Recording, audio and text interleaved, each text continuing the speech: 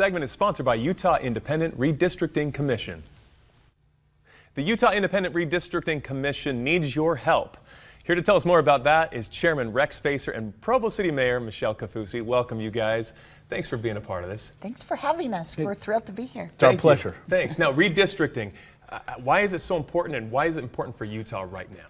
Well, it's important for Utah in part because it only happens once every 10 years.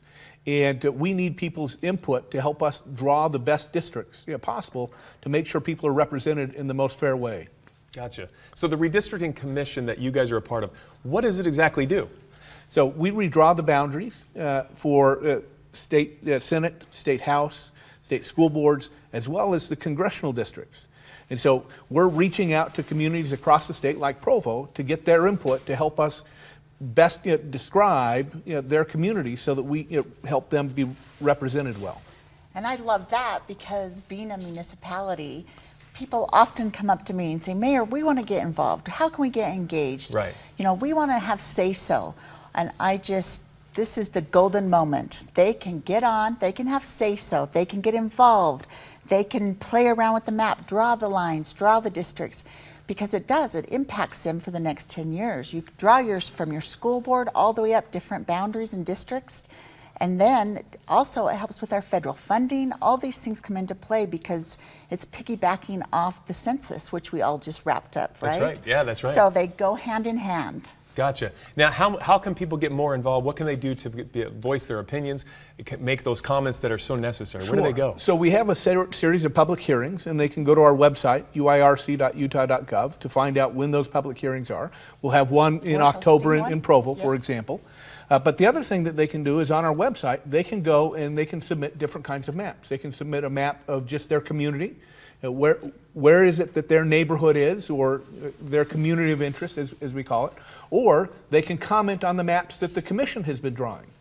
They can also watch our YouTube channel to see us draw the maps in real time. That's cool. Yeah, we're trying to be very transparent in this process. How are people appointed to the commission?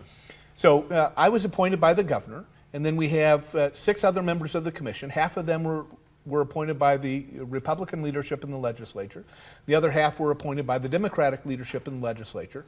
And of those 3 on each side, one of them is an independent. So 2 of them have a party affiliation and 1 is an independent. So we have 2 Republicans, 2 Democrats, and 2 independents. Everybody's represented. That's right.